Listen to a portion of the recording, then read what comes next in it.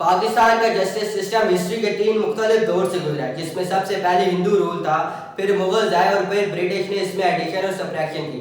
پاکستان کا justice system mainly تو Islamic jurisprudence اور ڈیموکریسی کے فریم ورک پر تیار کیا ہوا ہے، لیکن ہمیں آج بھی کہیں نہ کہیں برٹش رولز امپلیمنٹ ہوئے نظر آتے ہیں۔ سپریم کورٹ اور ہائی کورٹ کا یہ سسٹم برٹش کا ہی انٹروڈیوس کیا ہوا ہے۔ پاکستان جب بنا تو پاکستان میں گورنمنٹ آف انڈیا ایکٹ 1935 کو کانسٹیٹیوشن کا درجہ دے دیا گیا تھا، اور آج بھی کورٹس کی پاور اسی کانسٹیٹیوشن کے تحت ڈیفائنڈ ہے۔ بعد میں فیڈرل شریعت کورٹ بھی بنایا گیا تھا تاکہ اسلامک لاز کی امپلیمنٹیشن کو فالو آن کیا جا سکے۔ پاکستان کے ہر پروونس کا ایک ہائی کورٹ ہوتا ہے جو کہ باقی چھوٹے چھوٹے کورٹس کو کنٹرول کرتا ہے۔ ان ہائی کورٹس کی فنڈنگ پروونشل گورنمنٹ سے ہی کی جاتی ہے۔ سپریم کورٹ پاکستان کا سپیریئر کورٹ ہے اور باقی تمام ہائی کورٹس کو کنٹرول کرتا ہے۔ پاکستان کا بیسک جوڈیشل سسٹم تو ہم نے سمجھ گیا، لیکن آج کی ویڈیو کا سوال پاکستان کے جوڈیشل سسٹم کے اسٹرکچر پر نہیں ہے۔ آج ہم سوال کرتے ہیں کہ آخر پاکستان کا جوڈیشل سسٹم اتنا سلو کیوں ہے؟ کیوں کر پاکستان کے لوگ اپنی زندگیوں کا اکثر حصہ پاکستان کے کورٹس میں اپنے کیسز لڑنے میں لگا دیتے ہیں؟ کیا پاکستان میں جسٹس ایک مت اور ایک ان اچیویبل ٹول بن چکا ہے؟ کچھ سٹیٹس کی بات کرتے ہیں۔ 2021 کے سٹارٹ میں پاکستان میں 2.16 ملین کیسز پینڈنگ تھے۔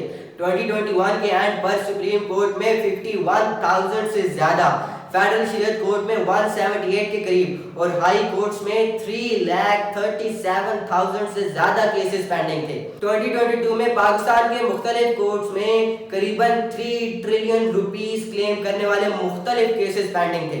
اگر کیلکولیشن کی جائے تو پاکستان کو ان 2.16 ملین کیسز کو اسی ریٹ پر سالو کرنے کے لیے قریباً 2000 سال لگیں گے، جبکہ ایک رپورٹ میں کہا گیا ہے کہ پاکستان کو قریباً 15 سال لگیں گے اتنے زیادہ پینڈنگ کیسز کو سالو کرنے کے لیے، صرف ایک کنڈیشن پر کہ اگلے 15 سال پاکستان میں کوئی بھی نیا کیس نہ فائل کیا جائے۔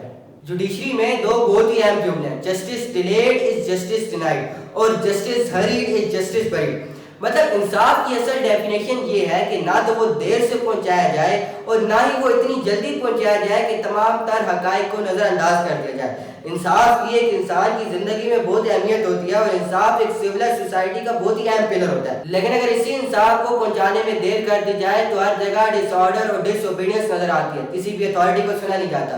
افسوس کے ساتھ پاکستان کے جوڈیشری سسٹم میں بھی انصاف کو دیر سے پہنچانا ایک ٹرینڈ بن چکا ہے، اور یہی چیز بنیاد پرستی، دہشت گردی اور فرقہ وارانہ تنازعات کو فروغ دیتی ہے۔ 2009 میں نیشنل جوڈیشل پالیسی فارم کی گئی تھی تاکہ اتنے زیادہ پینڈنگ کیسز کو سالو کیا جا سکے، لیکن کوئی خاص بہتری نظر نہیں آئی۔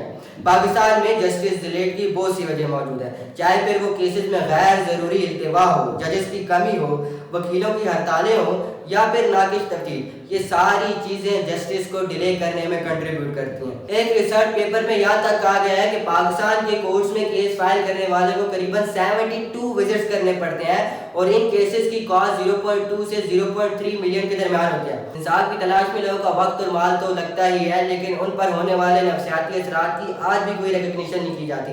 جہاں 25 سال ایک کیس کو سالو کرنے میں لگ جاتے ہیں، وہیں پر 5 سال اس کیس کے فیصلے کو امپلیمنٹ کرنے پر لگ جاتے ہیں۔ لیگل ایکسپرٹس کا کہنا ہے کہ ججز کی کمی اور ایک سے زیادہ جج پر مشتمل بینچز کی وجہ سے بھی کافی زیادہ پرابلمز آتی ہیں۔ کئی کرمنل کیسز میں تو کیس کو سمجھنے تک ہی ایویڈنس یوزلیس یا پھر ڈیپریشیٹ ہو چکا ہوتا ہے۔ ان کرمنل اور سول مقدموں کو سالو کرنے کے لیے فریم ورک تو موجود ہے، لیکن وہ بہت ہی زیادہ سلو اور کمپلیکس ہے، اور جس کی وجہ سے justice is unfortunately delayed. Cases کی ڈیلے میں ایک مین وجہ پرانے پروسیجرز میں جن کو پورا کرتے کرتے کافی زیادہ وقت لگ جاتا ہے۔ اگر کسی لائر کو کسی کیس کی فائل چاہیے ہو تو سب سے پہلے اس کو رجسٹرار کے پاس ایک اپلیکیشن درج کرنی پڑتی ہے، پھر اس فائل کو ڈھونڈا جاتا ہے جس میں بہت زیادہ وقت لگ جاتا ہے۔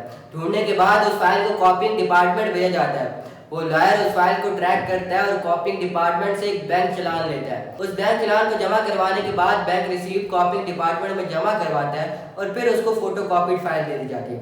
اگر ان سارے ویریفیکیشن، ریکارڈ کیپنگ اور باقی پروسیس کو کمپیوٹرائز کر دیا جائے تو کافی زیادہ وقت بچایا جا سکتا ہے۔ کیسز کی ڈیلے میں پولیس کا بھی بہت زیادہ کردار ہے، جن کی ناقص تفتیش اور کرپشن کی وجہ سے بہت سارے کیسز انسالوڈ رہ جاتے ہیں۔ بعض اوقات تو کیس فائل کرنے والا خود ہی کیس کو ڈیلے کرنے کے لیے نئے بہانے ڈھونڈتا رہتا ہے اور آنریبل کورٹ کے پاس پیش نہیں ہوتا۔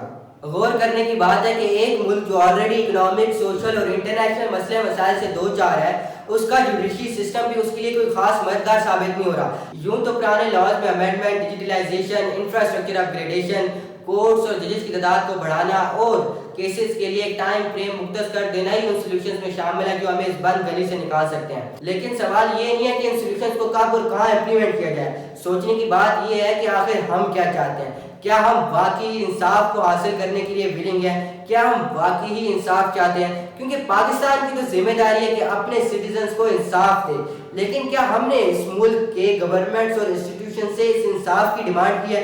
क्योंकि पाकिस्तान की पब्लिक प्रोटेस्ट, ट्विटर ट्रेंड्स और पार्लियामेंट्स में ऐसे बिल नजर नहीं आते जो कि सिर्फ और सिर्फ इंसाफ के असूल के लिए हों। ये जस्टिस डिलेड मुख्तलिफ क्राइम्स, करप्शन, कन्फ्लिक्ट्स में तो रिजल्ट करता है, लेकिन क्या जस्टिस देने में बिल्कुल भी देर नहीं करनी चाहिए। एक कोर्ट ने अपने ऑर्डर में स्टेट किया है कि जस्टिस डिलेड और जस्टिस डिनाइड में एक बहुत ही थिन लाइन मौजूद है। इस थिन लाइन को तो कोर्ट ने डिफाइन नहीं किया, लेकिन इससे हमें ये जरूर मालूम होता है कि हमें जस्टिस को एज अ जस्टिस डिमांड करना है, क्योंकि एक्सट्रीमिज्म हमें एक नई बंद गली की तरफ ले जाना है। चेंज होगा तो स्लो, लेकिन चेंज सिर्फ तभी आएगा जब हम लोग चेंज के दरवाजे पर नॉक करना शुरू करेंगे और अपने राइट्स के लिए अपनी आवाज को बुलंद करना सीखेंगे।